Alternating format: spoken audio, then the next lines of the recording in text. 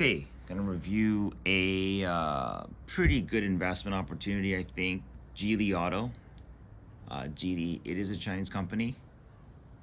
And maybe you're rolling your eyes like I did. Oh, a Chinese car company must be shit. So, I'll admit I was wrong. I would have told my parents that maybe, a few years ago. But now, after discussing endless topics of the AI, I've realized an error in my own thinking, very biased, prone to logic leaps, cognitive shortcuts, labeling, black and white. It gets ripped apart by the AI, not in a rude way, just it nudges you. And so, always first principles, look at it with open eyes, discard previous assumptions. The fact that some people still want to shit on Chinese well, there's some reason for that. There's also political instability and shit, but it's a good sign that there's an opportunity there. Okay, so it will take time before people think, oh, Chinese EVs, those are pretty good. It takes time. People don't like China, but these are all Chinese made and designed. They're fucking good. Okay, if you told me they're Japanese, I'm like, oh, there's definitely a zone where you want like high precision craft, like just you know. But like, let's be honest here, like, is there really a gap that significant? Anyway, I already veered off on a tangent there. Okay, the fact that it is Chinese and I don't even like the whole Chinese regime, but I already bought one lot of this company, and I'm gonna buy more. I'm that convinced. What's their unique advantage? Geely Auto is treating as a TaaS, transportation as a service. Would you like to go a place and not think about it anymore, or your insurance, or nowadays that's also true. Like, you have a car at home, I have a car here in my garage. I don't really think about it, but I mean, you really don't think about it. I mean, like, it's AI powered auto driving, real auto driving, not I have to baby the fucking car, auto driving. It is the future in my mind. This is the Peter Thiel 0 to 1 moment when you as a family get in a car and instead of everyone facing forward, because one dude has got to control the damn thing, you sit in a fucking private cabin. It's like a moving room. Hey, when you sit in your living room, like, don't you want to like just kind of move around freely, right? You don't have to watch a damn thing. It's the same thing. What if the living room moves and transports you? That's the idea. Those limos, right? Limos have that kind of, room in the back. Well, TaaS is going to make this happen. And I think Geely is one of the forefront runners in this space. In fact, the leader himself even said so. So, and I'll tell you why here, okay? It's the next point, Zeekr RT. This is actually in use today in the US. Waymo, no big news here. They've achieved level 4 approved by many regulatory bodies in the US. They're working on it in Japan. Japan is one of the most we take no fucking risks cultures, okay? I think their safety records, right? I mean, this is their philosophies here. I mean, I've never seen a more risk-averse culture than anywhere else. This is a risk-averse to the risk. Look at their TV shows. They're so risk-averse. They don't even like South Park. South Park's too risky for them. Waymo has already started testing in Tokyo. If you haven't heard about this, it's happening already. They have partnered with the largest taxi fleet in Japan. They are running tests in Tokyo as we speak because they have a shortage of taxi drivers. Japan is aging. People don't want to be driving taxis for a job anymore. It's not a glamorous position. Girls do not want to fuck taxi drivers. So you're going to have a shortage of taxi drivers. Well, level 4 autonomous driving is going to help it. And I think Tesla, I've seen one Tesla in Okinawa my entire time here. Granted, I haven't been out much, but they are rare as fuck. The reviews for the dealership in Tesla in Japan are not that favorable. You have to be a die-hard Elon Musk fan or Tesla fanboy to really go for a Tesla car here. I think also there's a bit of a, ooh, that's a pretty like, that's a flashy car, man. But no one in Japan likes to stand out. Believe me. When I came here, I was like, how come everyone driving the same damn car? It's because of the culture here, man. In America, it's cool to stand out, to be the first hipster on the block, but Japan, you're met with a bit of a suspicion, like, what you trying to do here? Like, be special? Like, don't disrupt our harmony. Well, look, I'm not in either camp. I'm in a more of a disruptor camp myself. I don't want to be compliant, normal, blend in, okay, generally speaking. But when it comes to adoption of cars, if they have holdings at Tesla, I don't know. American cars have never succeeded here. The FSD, the thing that people pay like fucking what, 10 grand for this fucking thing, is outright disabled in Japan. You just can't get it. Look it up. It's because they can't pass the regulatory bodies. In essence, FSD, Elon Musk's bet, and he's doubling, tripling down, is that AI vision will be the future because it can navigate all the unknown roads. That is a very sweet story, and in essence, that would be great because Japan has a lot of very, really weird roads, like in the very corners of the, like the mountains and shit, where like you do need vision. However, at the same time, vision-based FSD is probabilistic, can't even say it. It's probability based, okay? Like, it's never going to be a verifiable, like, hard on fact because it is AI's like a probability network anyway to begin with.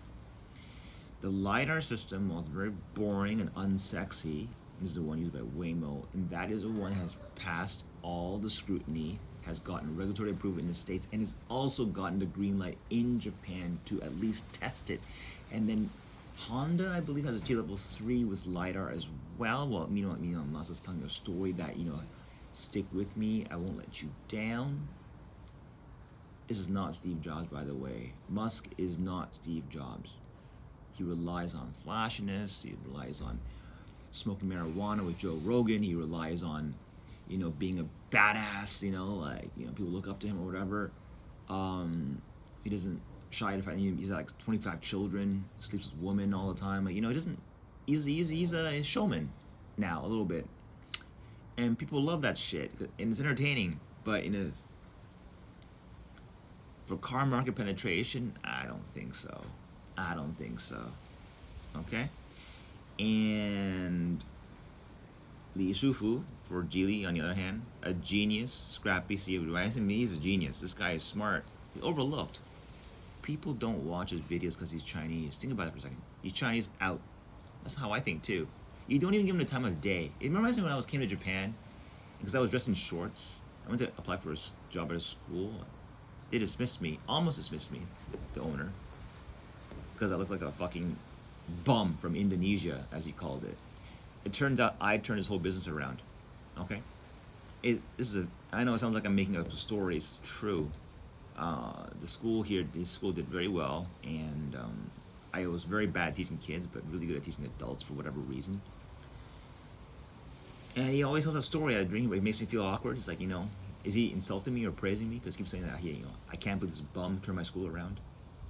But that's what you get for at least hanging in with the underlooked guy. And Elon Musk is not underlooked anymore. He is not the underdog, okay, going against. Is it a hero story? I don't buy it, man. I don't buy it. This guy, Li Shufu, on the other hand, is, for being that dismissed for being Chinese, he acquired Volvo after the financial crisis. And from what I can gather, he was laughed at and mocked because China was, car industry was such shit. Why the fuck would Volvo ever agree to sell to them? Because he needed Volvo's safety engineering for cars in China. He went up to them, right? And then the financial crisis hit. Volvo, I think, was owned by Ford, I think, at the time, and they wanted to get liquidated as fast as possible. So he got an opportunity, and he got loans to buy it, and he got Volvo's technology, and they were worried, oh my God, they're gonna dismantle our tech, China's gonna destroy everything, and no. China let Volvo be Volvo, and they partnered up, and China took their safety engineering, and now look at China today, their EVs, they're making quite the wave.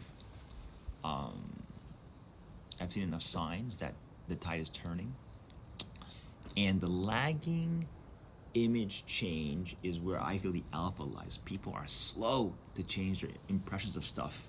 Okay, when iPhones hit here, the lagging, like, it takes 3 years of iPhone knocking out of the park before people go, wait. It's not just hype. It's actually good. Yeah, right. By the time like iPhone 4 hit, I was like already making like fucking like thousands of dollars a month, and people were still shitting on the iPhone. I kid you not. It's only people who like really operate from first principles that can see through the hype, see through the bashing. I don't know, the opposite of hype in another way. And there's a lagging indicator there. It's just lagging behind every time. It takes time before people's images change about something. Time. It's just like this is the way humans work. So there's, and from first principles, GEELY Auto to me is a winner. Their cars are not exactly gonna like wow you to death, but what can you do in the car space anyway? The Zeekr line in luxury, it looks pretty fucking good. If they had dealerships in Japan, I would certainly like to check them out. They wouldn't be that excited. I don't need a car, but the fucking Zeekr RT, how do they are the premier now. I think they are really like in bed with Waymo. Okay, and that is what surprises me. How did they ink that goddamn deal? Because the car has safety engineering from Volvo, and they can say their cars are designed in Gothenburg, Sweden. People they can bypass the negative Chinese image. Pretty clever. And they have a C architecture. Just I doesn't care what the thing stands for. They have a reusable component architecture where they kind of it's kind of like they dissolve like reusable components for each part of the car. Pretty interesting. Not a big wow whatever, but like it's kind of cool. And the absence of hype. I know what it's like to be on both sides. You being hyped up too much, and it's like you're like wondering why am I getting so much sex? It doesn't make any sense. I haven't changed. Or you underlooked. No one cares about you because they can't validate you because you don't have the signals for validation. In essence, just showing me that people can't see things through first principles all that often. Even myself, I have a hard time trying. It's not easy because people, when they don't know how to evaluate something, they just go to social signaling. They go right to like, oh, I don't know what to think, so I'll source my thinking to someone else. I'm trying to avoid that. I'm trying my best to avoid that. I think that's just laziness of thought. It's fine, saves you brain cells, makes sense, but I think I can do a passable job of using my own intuition and instinct. And LLMs are great because they help you like clear out the fog quickly. Give it the right prompts though. Tesla has a problem with their vision system, in my mind. It's not even a question about like what this or that. It's a deterministic versus probability based. So Japan is one of those countries that you gotta have the fucking data. They want the data. They don't want an AI's intuition. They want the data, and only LiDAR can do it. And Elon Musk cannot use LiDAR because it means it's a back out. He has to admit everything was wrong. He's doubling, tripling down that AI vision will solve everything. I will bet against it. Why doesn't the stock price tank? Because people are still, I believe, drinking the Kool-Aid. Tesla survives because of his hype machine. Think about it, if Tesla was just some weird Chongfei, some kind of Chinese company, would you still revere it the way? You might think it's a great design. You might, but would you still love the car in the same way? Honestly, like, it's hard to do that. You have to strip away prejudice. It's very tough, very, very tough. Zeekr has nothing going for it. His leader is not handsome. There's nothing going for Zeekr. They have like zero like branding, I think, from in my mind, and yet they aim to deal with Waymo. And Waymo ain't to deal with the fucking Japanese government, regulatory bodies. You know how hard that is? You can't let your image or charisma talk. They look at hard data. You know how hard good data is to produce? It means you pass reality, and in my mind, it is a lot easier to convince someone you're hot shit. It's a lot harder to prove in reality with data that you are hot shit. And that's what Zeekr, more importantly, Waymo is a big one, okay? But as like the asymmetric trade, I think because Alphabet is pretty expensive, as we all know. It's a bit overpriced. I still bought it, but if I think there's a bit of an asymmetric upside, Zeekr has good business, has other cars. It's like right now they're kind of undervalued, I think. Okay, so you won't lose your money because they have a legitimate auto business. Their cars are liked by people. It just doesn't have the identity hype machine going for it yet. I think their bets on TaaS are legit. The future is you wake up in the morning, you go to the aquarium in Okinawa, okay? You just load up your fucking like app and say, I want a robotaxi. And it takes you there for 1,500 yen. It's cheaper overall anyway. And the dad, mom, kids can face each other in a room. They have solved the engineering task of removing the B pillar. Look at that very technical shit. That's impressive, okay? They are, Zeekr also has one of the fastest charging batteries, which is incidentally one of the most worst parts of owning an EV, I think, is just the battery, right?